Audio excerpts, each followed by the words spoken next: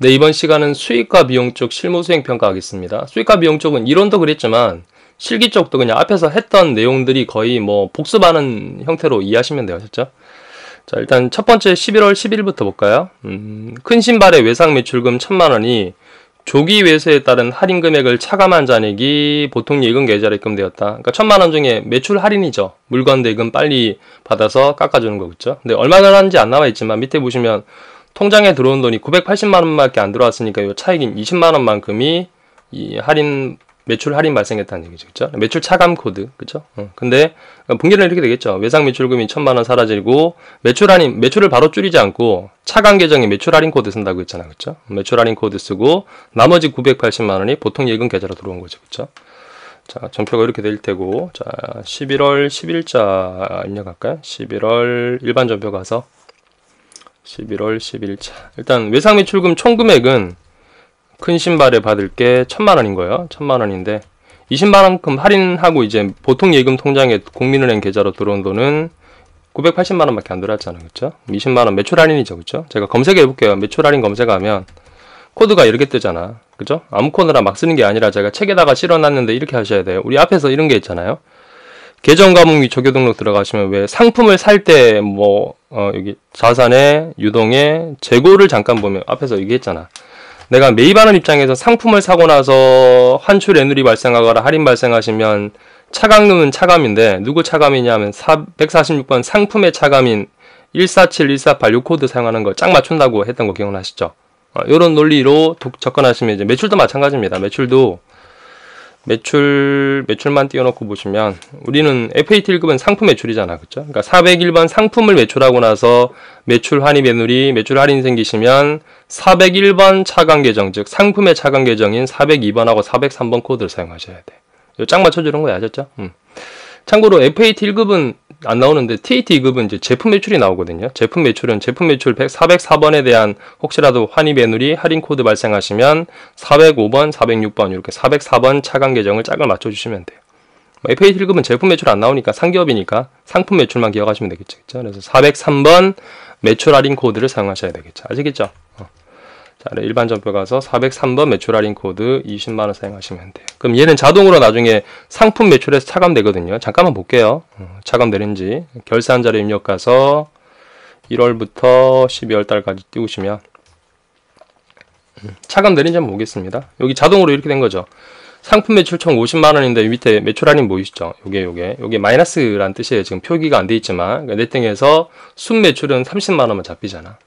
아시겠죠? 짝을 맞춰주면 자동으로 이렇게 차감된다는 걸 알고 계시면 돼요. 자, 그 다음 문제 또 계속 보도록 하겠습니다.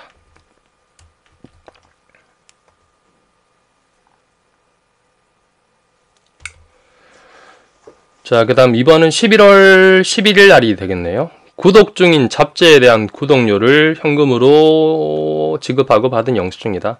구독료, 도서 인쇄비, 책 구독하는 거.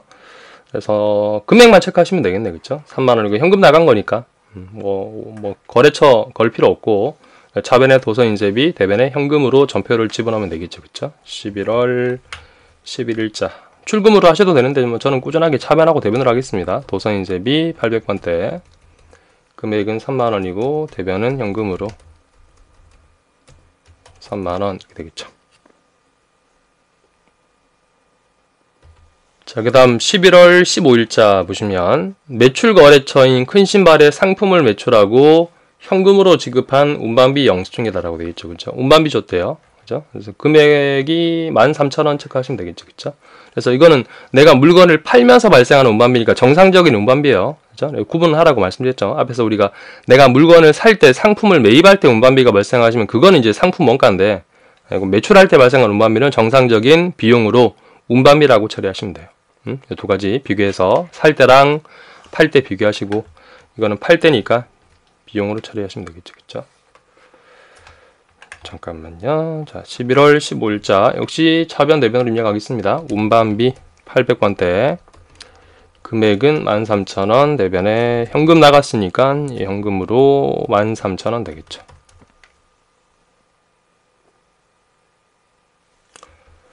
자, 그 다음 11월 20일자 볼까요? 아래 견적서에 따른 광고용 홍보 책자를 인수하고 대금을 현금으로 지급하고 월 말에 월합계 세금 계단서를 발급하기로 하였다. 월합계 세금 계단서 안 배웠잖아, 그렇죠? 그러니까 월 말에 주기로 했다는 이 뜻입니다. 외상이라는 뜻이에요. 외상. 죄송합니다. 현금으로 줬대요. 현금으로. 죄송해요. 현금으로 지급하고 세금 계단서 얘기는 일단 무시할게요. 아셨죠? 자, 여기 체크할 게 금액을 체크하셔야 되겠네요. 그렇죠? 광고용 홍보 책자를 만든 거니까 광고 선전비가 되겠죠. 그렇죠? 현금 다시 현금으로 나갔고 뒤에 월합계 세금 계단서는 일단 무시하고 나중에 부가가치세 배우시면 요 얘기 제가 해드리거든요. 그때 설명드릴게요. 11월 20일자 좌변에 광고 선전비 금액은 100만원이고 대변에 현금으로 100만원 나간 거네요.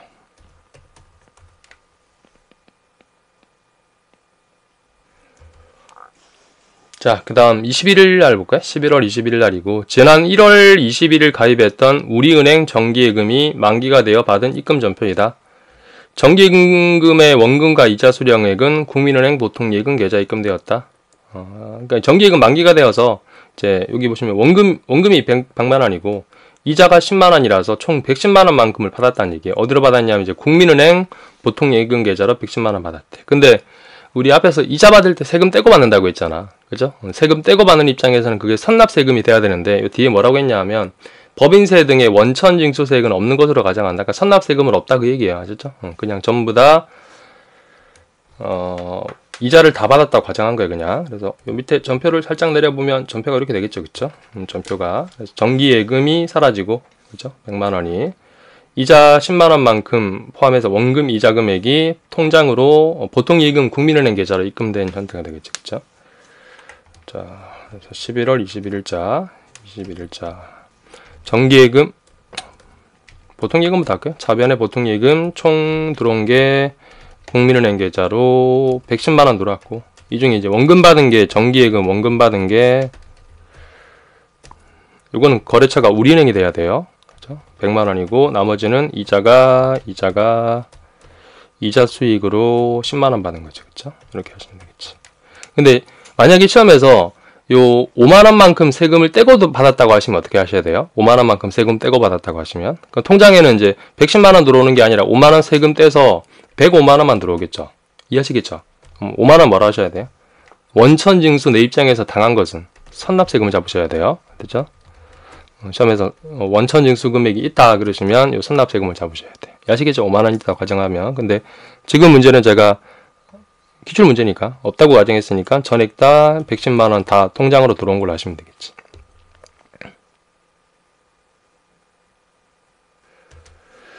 자, 그 다음 11월 22일자 보겠습니다.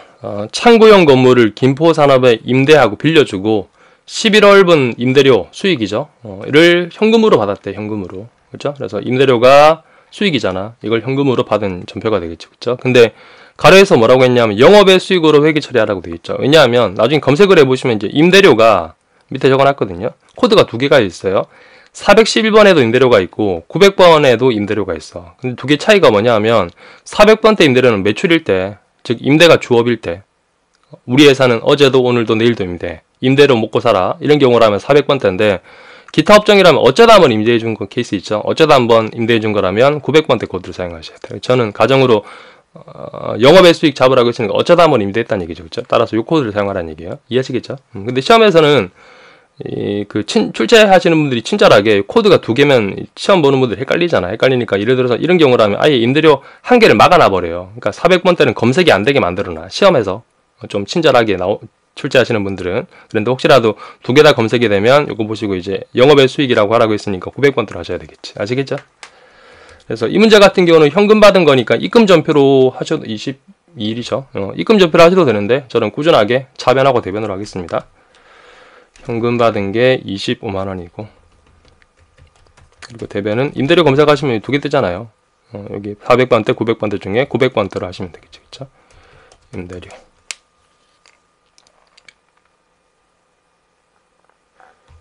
자, 그다음 7번 보겠습니다. 11월 25일 날이네요. 주민세, 법인균등분은 뭔지 모르겠지만 일단 세금인 건 아시겠죠? 그죠? 세금과 원가금. 납기일에 보통예금 국민은행 계좌에서 이체 납부했습니다라고 되어 있죠. 그렇죠? 일단 세금과 원가금이에요. 통장에 돈 빠졌으니까 보통예금으로 나갔고, 근데 금액을 주의하셔야 돼. 이렇게 금액이 두 개가 있잖아요. 여기는 62,500원도 있고 64,370원도 있잖아요. 이 두 개일 때 주의하셔야 돼요. 이게 뭐냐, 납기네. 즉 11월 20일까지 정상적으로 잘 내시면 62,500원 내면 되고, 납기 후란 게 넘어갔어. 늦게 내면 당연히 연체이자 붙겠죠. 연체이자 붙으면 이거예요. 근데 아슬아슬하게 11월 25일날 딱 돈 냈어. 그럼 얼마만 냈겠어요? 요것만 냈겠지. 아시겠죠?